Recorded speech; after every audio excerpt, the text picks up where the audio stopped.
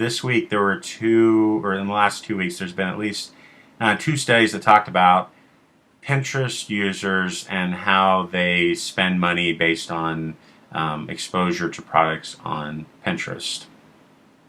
And one study, which I found this on the Harvard Business Review blog, it talked about how Pinterest users were reported. They said 1 in 5 Pinterest users has pinned an item that they later purchased. So I think that's a pretty good percentage. I think I'm one of those. Are you one of those people? Mm-hmm. I just think it's so natural because, it's aspirational, but it can also be realistic. So you're pinning stuff you like. It's kind of a shopping-like experience because it's visual. It just makes sense to me that, you can pin items that are as low as like $2. You can pin any, but you can have like useful little organizational things for like $2, and then you can have like $300 dresses. But it just makes sense to me if that's where you're organizing stuff you want and you find interesting, that it would be natural to purchase from there. What do you think? You just gave me an amazing idea for like using Pinterest as like a real life shopping list if I'm really frugal. Because I just realized, Food Lion has a Pinterest, and Giant, and the Dollar Tree. I could just pin stuff from all of those and be like, this is what I need to pick up after work. Look at it on my cell phone. They would love that.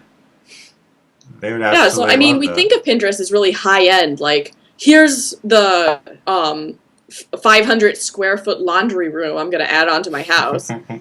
But you could also pin stuff from the dollar store. No, that's true. And with private boards, it's possible it would happen more frequently. Like, I would pin I would bookmark with Pinterest just because I can avoid another site. Maybe it's not ideal and I might not do everything there, but it's just so simple to pin an image, put a description, and I don't see any reason why you couldn't do, like you're saying, shopping lists and things like that. And, you could share them with, a spouse or significant other or a roommate.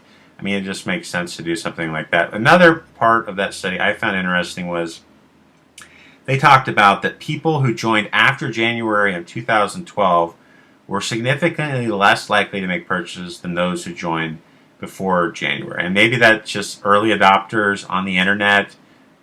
That totally makes sense to me because January 2012 was when all the hype happened. Like, there's this new thing called Pinterest, and if you're not on it, you're a loser. No, I don't know what it said, but people said, I better go check this thing out.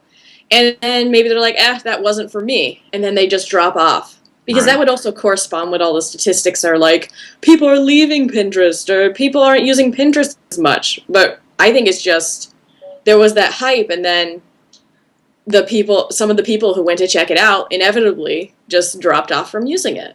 Right. Meanwhile, there's a huge core of people that still use it constantly.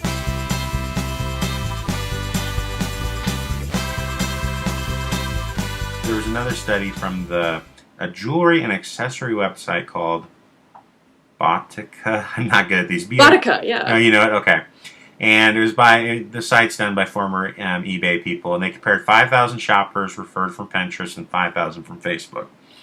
And they said Pinterest users spend way more money, and they said it was $180 versus $85, which is pretty significant. The stuff we've talked about makes it, it's fairly intuitive that Pinterest is much more ideal for shopping. I really can't remember, aside from maybe like entertainment, like I went to a movie or I bought a record because someone mentioned it on Facebook. I just don't buy things on Facebook. Yeah, I don't go to Facebook to look at products like I often go to Pinterest to do. I barely go to Facebook at all, but I totally agree with you. It's a way for me to keep up with kind of extended family. My digital home's on Twitter, but even people who use it regularly, they don't look at the ads that much, and maybe they'll find stuff, but there's a lot more about communication there. Yeah, you touched on something very astute there. Facebook, you go to look at people, but Pinterest kind of deters you from doing that.